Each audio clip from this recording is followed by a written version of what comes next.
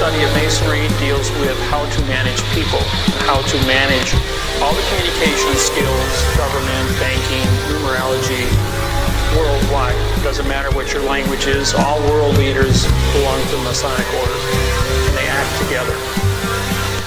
Understanding words is what you really need to start doing. You need to start doing your homework and understanding words. If you put an S in front of words, it becomes swords. And that's what words are. They are cutting. They can cause you great trouble. Humans are word-control creatures. So we need to establish what words mean. Again, when we talk about law, there's a Roman maximum in law that says, "For he that would be deceived, let him." Simply meaning, if you are so ignorant as to be deceived, then that's your business, that's your problem. So you need to do your homework and find out what the words mean, especially in relation to law and government. Because there is a world of occultism that is operating today throughout the world, in which you use certain words, and when those words are used in a court, they don't mean the same thing at all. Understanding law and the words of law, there are two things that this planet has: water and earth, water and land. Consequently, there are two kinds of law: the law of the land and the law of water. You've heard the term law of the land, but in point of fact, that's precisely what this word means, law of the land, because it is the people who live on land. And that is opposed to something else called the law of the high seas, or the law of water. You need to understand the difference. The law of the land is the law of the culture that lives on the land. And so consequently, the law of the land is different in every country. You can do things in America you can't do in Russia. You can do things in Africa you can't do in England. So the law of the land is the law of the culture that lives on that particular land. However, there is a higher law that dominates the entire world. It's called the law of the water, or the law of the high seas. The law of water is referred to as the law of money. It doesn't matter what color you are, where you're from, or where you live. Money is money. And anytime you're doing banking or using money, you are now under the law of water, maritime admiralty. If you go back in history, in ancient history, where all of this began, back in the land of Canaan, and you probably have heard in the Bible, the land of Canaan. The Canaanites were Phoenician bloodline, and in the ancient Phoenician language, Cana meant merchant banker. The very word merchant comes from mer, M-E-R, for the sea, for water. As a mermaid, we have merchant. Merchant bankers.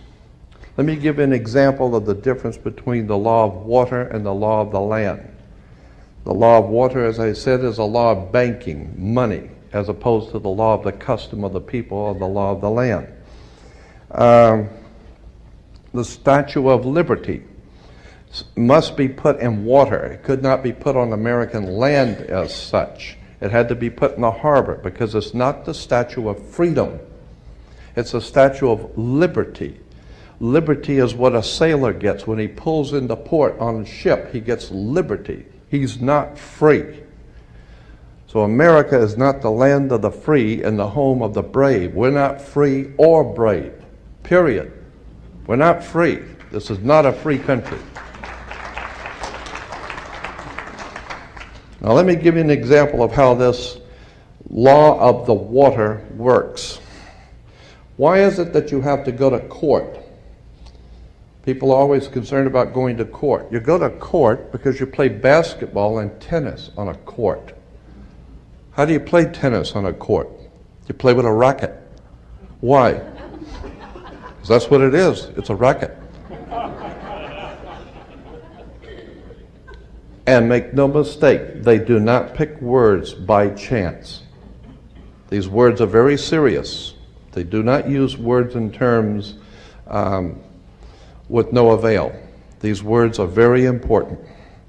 When you go into a court, what's the idea of going to court?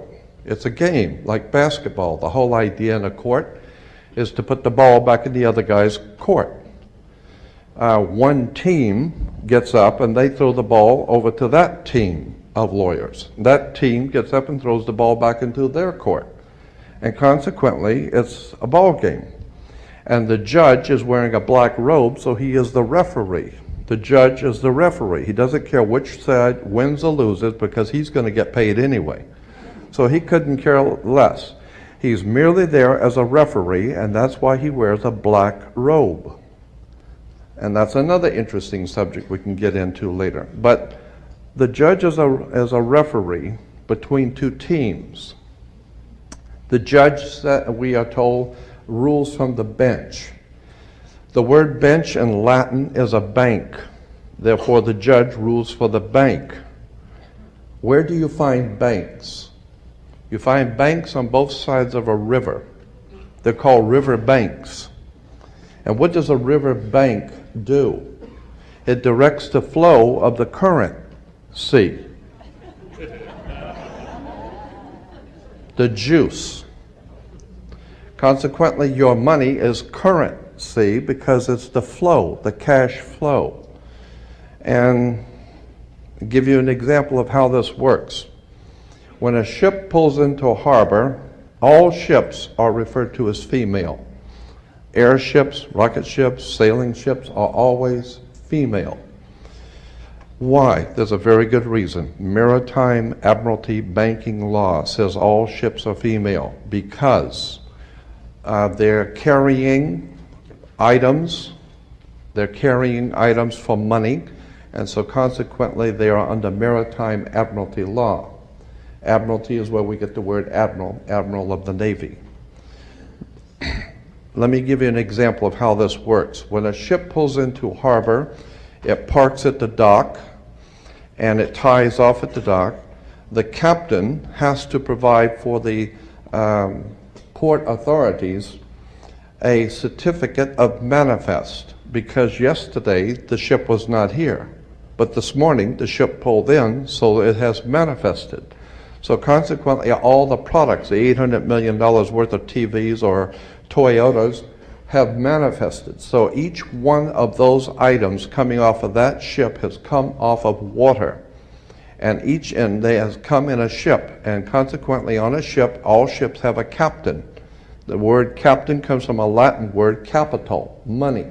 So the captain represents the money that's on board the ship. And as I said, the captain has to present to the port authorities a certificate of manifest for each and every item. How much does it weigh? What color is it? How many doors does it have? Etc. And consequently, the captain presents a certificate of manifest. The ship is sitting in its berth. Wherever a ship sits when it docks is called its berth. She sits in her berth, berthing a ship. Consequently, all the items, as I said, coming off that ship represent money. They came in on water. They are maritime admiralty product. And this is true all over the world.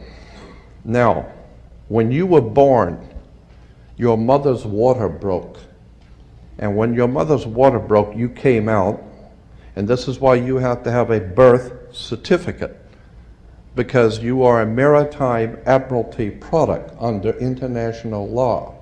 You are considered, your body is considered a maritime admiralty product. Your mother delivered you. This is why if you go to Sears and buy a refrigerator, they will ship it to you. They will deliver it. And that's why you were in your delivery room. Your mother was delivering a product. Maritime admiralty. You came down your mother's birth canal.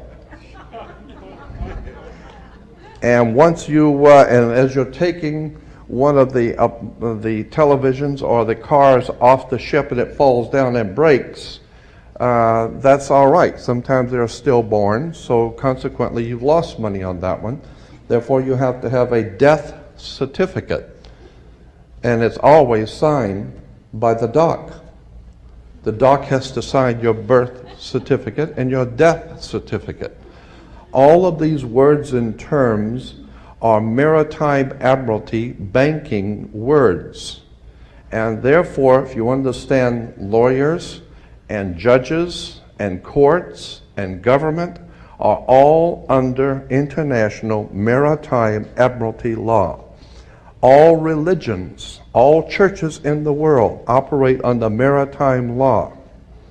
This is why all churches are divided into denominations, like 20s and 50s and 100s. Serious.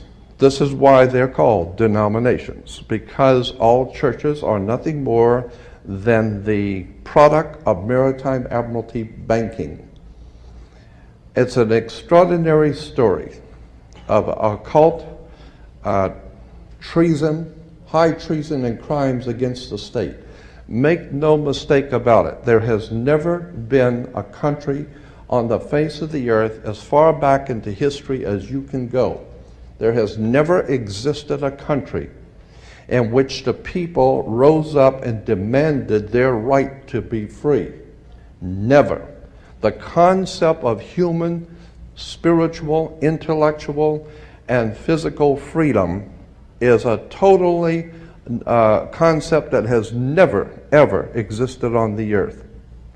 The only time that has ever come into existence was the founding of this country, where it was understood that we were sovereigns and we owned our bodies, and consequently, since 1868, we're now under international maritime admiralty law. Think about this. When cowboys in Indian movies, when the cowboys would ride into town, they'd get off the horse, they were wearing guns. How come they could walk into a bar carrying guns? And if two guys got in an argument, they could go out on the street and draw on each other in front of the sheriff's office, and the sheriff would do nothing. How come? How come that men could go out in the street and shoot each other in front of everyone and had nothing be done about it? The reason why is because before 1868, all Americans were considered sovereigns. And that's one of the nice things about being a sovereign, is you have the right to be yourself. And consequently, you need to understand that, in one last point I'm going to make before I introduce your speaker, that in 1868 there was a corporation founded. Anyone can incorporate a company. Well, in 1868 there was a company incorporated. And in that particular company, the founders of that company they referred to it as the United States Corporation. And they stipulated that anybody who would be a member of that corporation or work for that corporation would be called not an employee, but a citizen. So today, if you are asked, are you a citizen of the United States, what you think you're being asked is, are you lawfully in this country to do business? That's not lawfully what's being asked.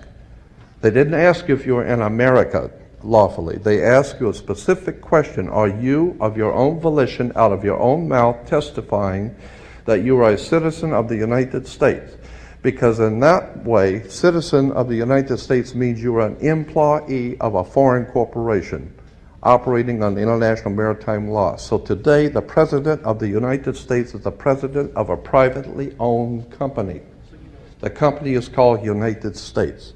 And the word president is always a word that is used in corporate law. Banks have presidents. All companies have presidents. So there's a corporation called United States, privately owned, and it has a president. President Bush is not the president of America. President Bush is the president of a privately owned company. Privately owned, out of England. And you need to understand words and terms. Because I believe that there is a divine presence in the universe that men call God, and one day that divine presence is going to move on the earth, and we're going to see freedom come back to this world. And when it does, you're going to need to understand words and terms and how they have been used to trick you.